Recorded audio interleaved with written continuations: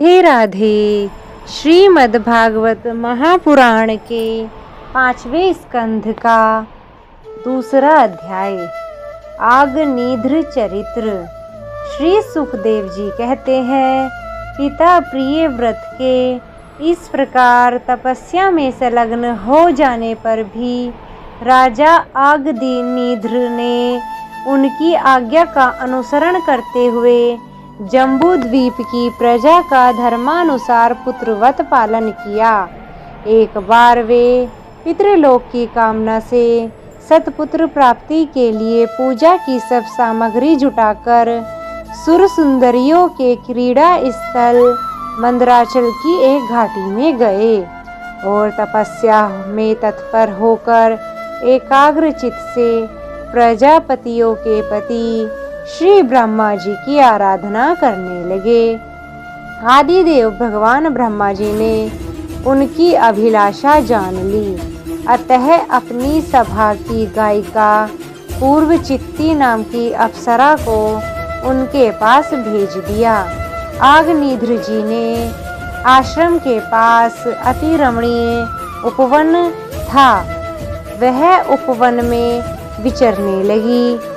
उस उपवन में तरह तरह के सघन तरुवरों की शाखाओं पर स्वर्ण लताएं फैली हुई थी। उन पर बैठे हुए मयूर आदि कई प्रकार के स्थलचारी पक्षियों के जोड़े सुमधुर बोली बोल रहे थे।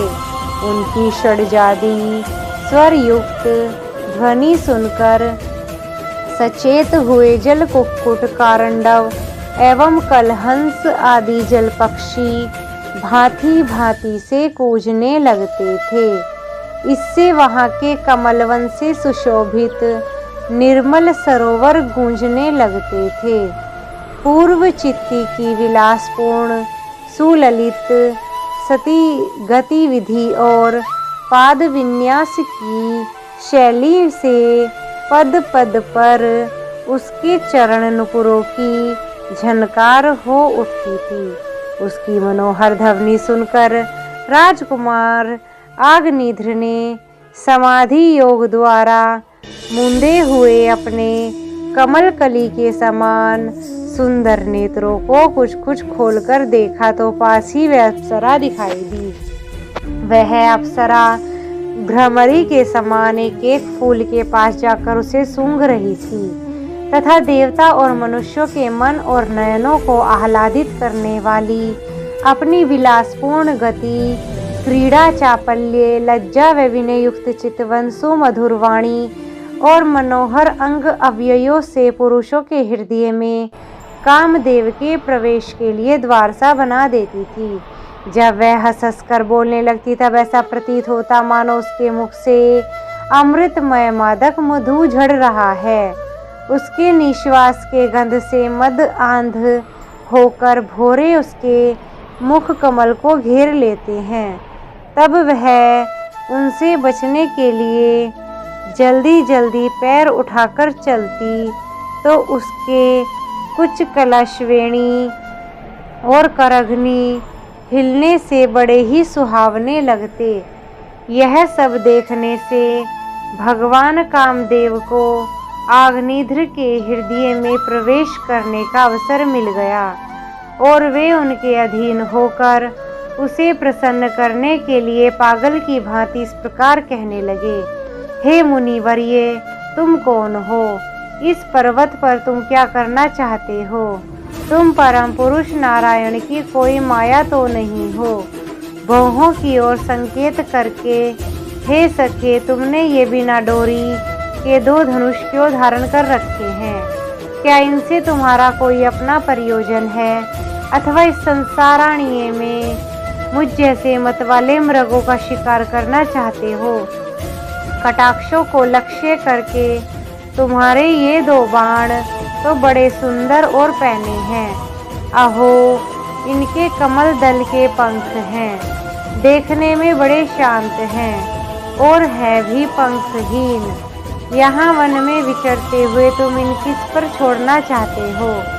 यहाँ तुम्हारा सामना करने वाला नहीं दिखाई देता।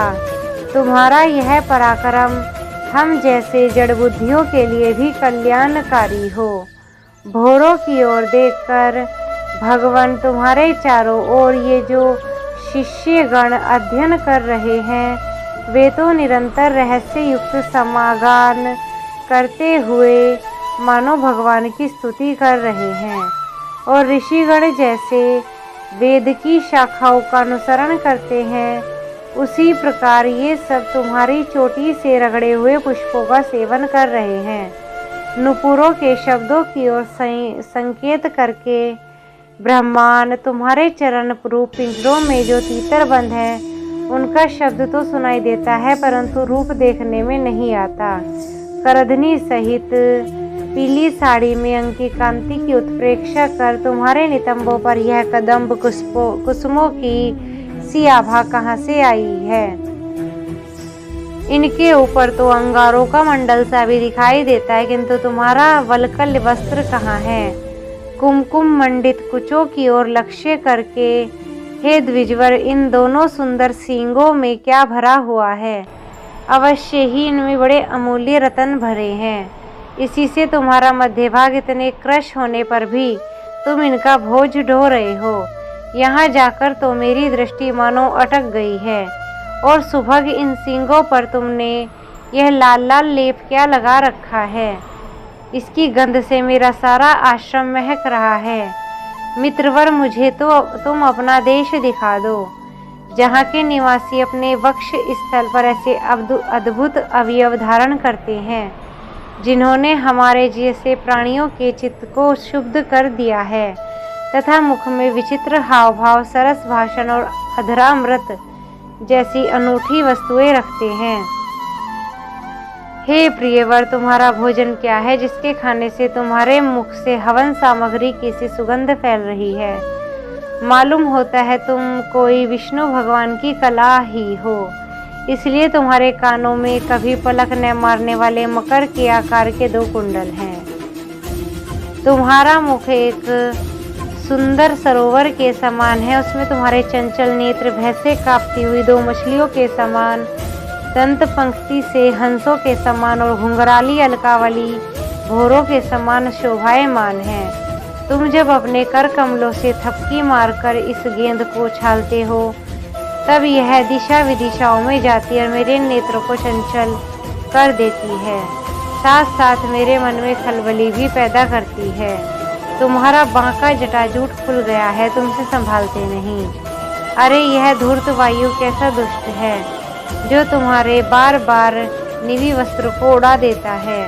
तपोधन तपस्वियों के तप को भ्रष्ट करने वाले यह अनोख रूप तुम्हें किस सब के प्रभाव से पाया है। मित्र, आओ कुछ दिन मेरे साथ रहकर तपस्या करो, अथवा कहीं विश्व विस्तार की इच्छा से ब्रह्मा जी ने तो मुझ पर कृपा नहीं की है। सचमुच तुम ब्रह्मा जी की ही प्यारी देन हो।